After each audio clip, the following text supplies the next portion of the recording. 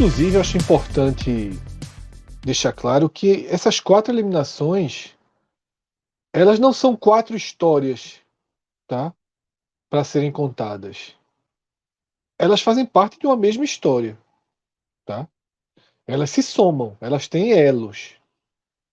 Elas refletem, talvez como nenhuma outra, com mais precisão do que qualquer outra campanha, do que qualquer outro fato, elas refletem o encolhimento do esporte enquanto clube, tá?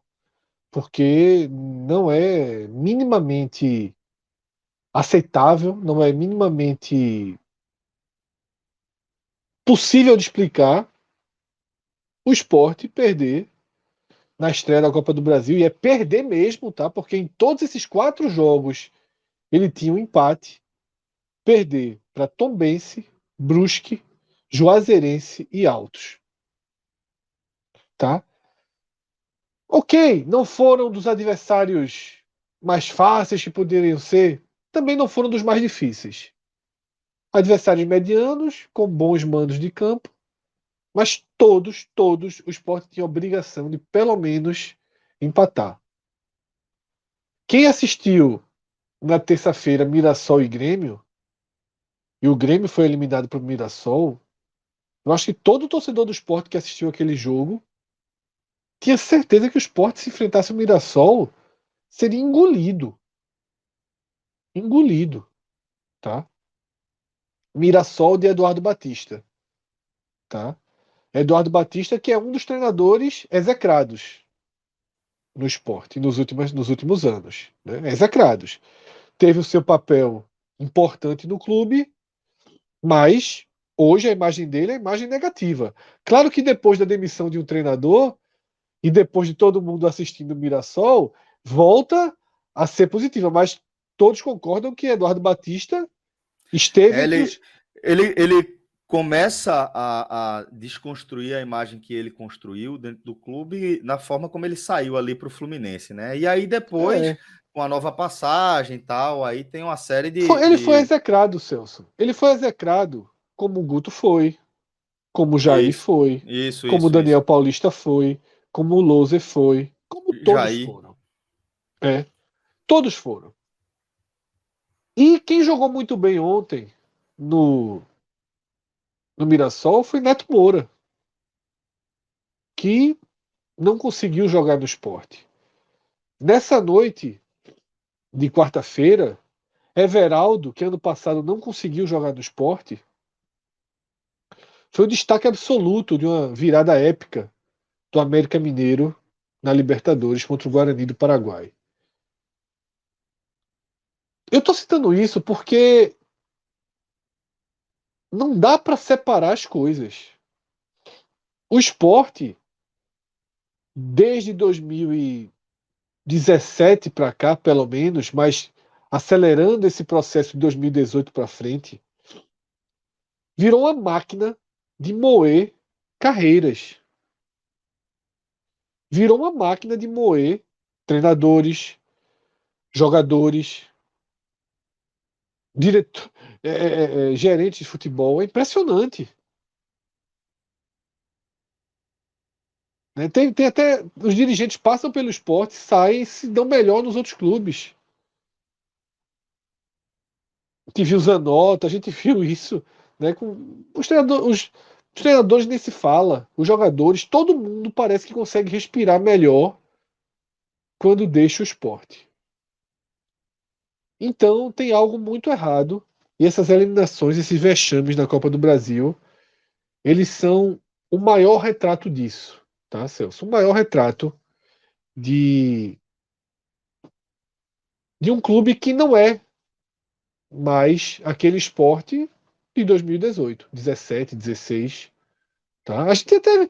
E o próprio podcast 45 minutos, que faz a cobertura quase que dia a dia do esporte, jogo a jogo, nessas últimas temporadas. A gente poderia fazer um vídeo aqui, um documentário só com os trechos mostrando como o tamanho do esporte vai diminuindo, tá? Isso começa no momento em que a gente faz um audioguia da Série A em 2021 e separa o esporte dos outros 3 clubes do Nordeste.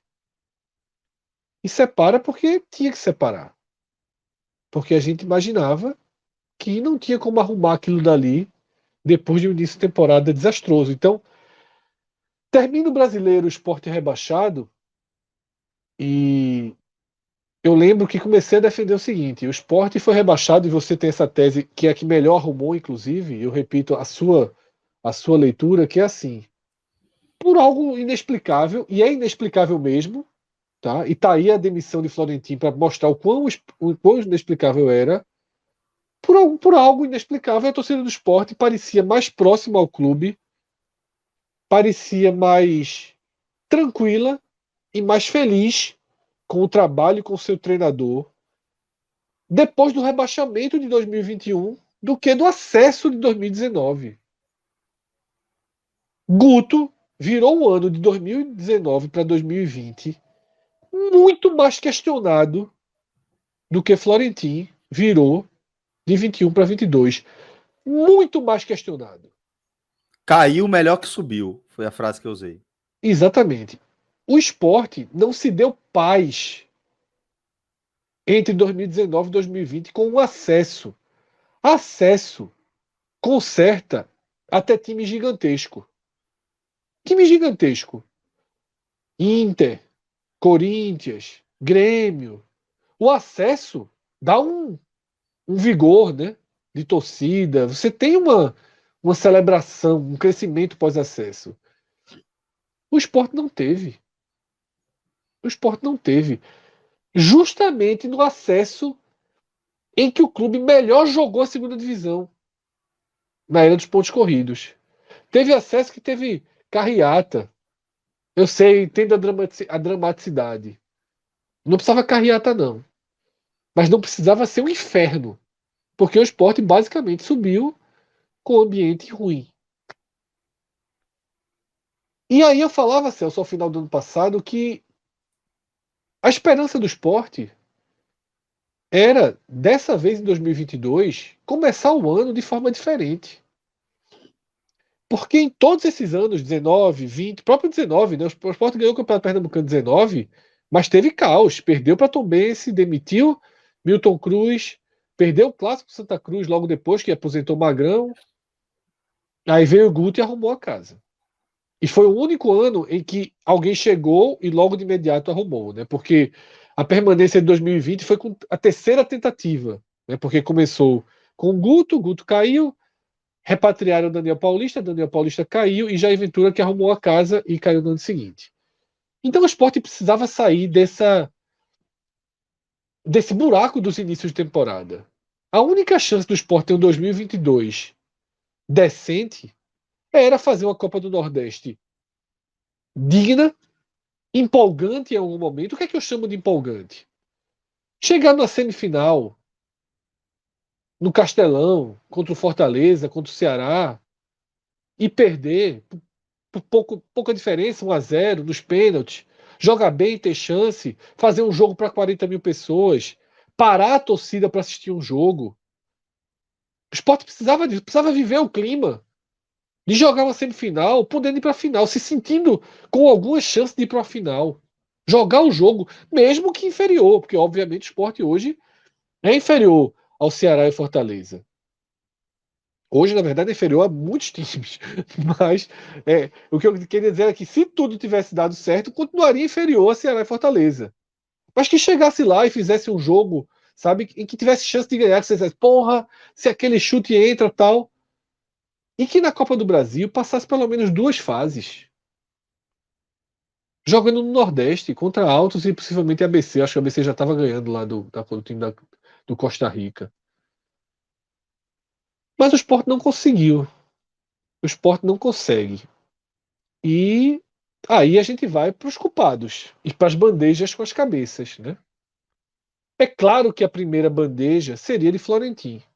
É claro, é a bandeja mais fácil, tá?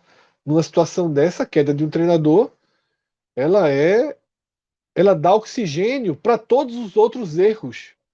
A queda de um treinador, ela dá um pouco mais de sobrevida para um Augusto Carreiras, que não veio, que não mostrou que veio, escondido, só aparece na boa, faz parte de uma escolha de reforços das piores dos últimos tempos, tá? Mas se demitir o treinador, o foco alivia um pouco, né? Ainda mais porque a demissão de Florentino e, obviamente, toda a sua comissão técnica paraguaia, ela não deve ficar por aí, tá? É basicamente certo que César Lucena dessa vez também seja demitido, o que é correto. Afinal, o esporte ele não tem a chance de, por exemplo, ter demitido Florentino depois do jogo contra o Botafogo, tá? Eu era contra. Eu acho que dessa vez o Sport teria que tentar o máximo um caminho diferente. Tentou. O máximo foi hoje. Até porque Florentino não demonstrou nessas últimas partidas, pós uso das forças máximas, que aquele início era algo por falta de elenco. Ele repetiu erros do começo. Ou seja, eles não se achou. Não é que ele estava perdido por falta. Ele realmente não se achou. Mas o Sport, eu acho que, veja só, depois da demissão para o Botafogo, depois da derrota para o Botafogo, a corrente, a corrente de para demissão de Florentino, ela era muito forte dentro do clube. Mas o fator César Lucena deixa todo mundo com o pé atrás, porque César Lucena, eu não lembro dele ter ganho um jogo à frente do esporte. E mais do que isso, Fred, não tem nada que você Nada, ideias, veja entrevistas, sabe? nada. Ó, essa ideia aqui parece boa. Ó, o ataque aqui ele ajeitou a zaga. Não teve nada em nenhuma das vezes que ele foi acionado que te fizesse chamar a atenção de, ó, aqui é um cara para a gente É, trabalhar dentro de é a casa. Nunca, em permanência momento mais algum. injustificável de toda a história do esporte é a de César Lucena.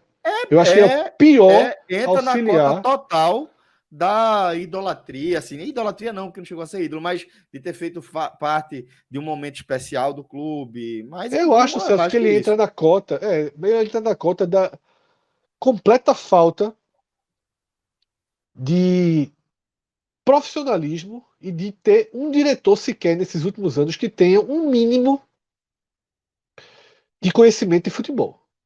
Porque assim, porra, veja só. O cara assumir o futebol do clube e não demitir César Lucena de imediato mostra que ele, no mínimo, está querendo deixar tudo como está. E eu acho que já passou da hora do esporte mexer na sua estrutura, na sua estrutura base. Porque, além do trabalho muito ruim de Florentino em 2022, vai para conta, pelo menos aí, 8 reforços péssimos. Tá? 8 a 10 reforços péssimos. Falando E de é muito. espanhol ou de português, né? Exatamente, é muito fácil, porque a soma é para jogar toda a culpa nele. É muito fácil dizer. O cara trouxe aí um caminhão de jogador fraco do continente. Primeiro, trouxe jogador da terceira, quarta ou quinta prateleira do continente. Jogador de segunda divisão da Colômbia, como o Raiva Negas. Jogador de time que é Série B também na Argentina, como o Pedaço de Morto, que ele nem colocou para jogar, tá? O Watson. E jogadores, né, que eram reservas, que se tornaram reservas de times maiores. E esses são os que poderiam até mostrar mais alguma coisa, e um até mostra, que eu acho que Blas é um jogador razoável. Né? O outro Buffalo não consegue jogar, ele é exatamente o que o torcedor do Colo-Colo definia. Agora, a soma é que nenhum desses jogadores pega a bola e tem o ímpeto de decidir. Isso falta muito. O Everton Felipe, que hoje não jogou e que faz boas e más partidas, ele é um dos poucos jogadores do elenco que tem o ímpeto de decidir uma jogada, de definir uma jogada. Quando você não tem o Everton Felipe, você não tem ninguém que pega a bola e diz assim, ó, essa bola, se eu tocar ali, vier aqui, voltar para mim, eu der ali, vai ser uma chance de gol. O resto parece só flutuar esperando que um buraco se abra e não se abre, ou que a bola chegue do lateral para o lateral cruzar. Só que estrangeiros à parte, os reforços nacionais são terríveis. E esses eram esperados. Por que trazer Ezequiel? por que trazer Denner? Por que trazer é estrangeiro, mas estava encostado em Cuiabá? O Lucas Hernandes, o horrível lateral esquerdo. Tá? Rodrigão. Vou tirar o áudio aqui só para falar esse trecho aqui, que tô calado até agora esperando. Só Lucas Hernandes, assim, veja só. Eu não sei como é que o Atlético Mineiro contratou, não, viu? Assim, deve ter sido um Hitchcock aí, meu irmão. Phil Jackson, uma edição gigantesca, porque, meu amigo, que jogador, assim, que futebol tenebroso. Mas, assim, depois horrível. eu Encostado fiquei no impressionado. Cuiabá. Veja só, é porque a galera odeia Sander, mas eu acho improvável que alguém deve ter visto e falar, meu amigo, é melhor esse cara do que Sander. Não tem, ninguém deve ter achado isso, não. E aí, tá, você tem esse lote aí de péssimo. Já, o Jaderson, né? Aí o cara chegou, fez uma jogada contra a Vera Cruz, tá? Rodrigão fez um gol contra o Santa Cruz ali no final.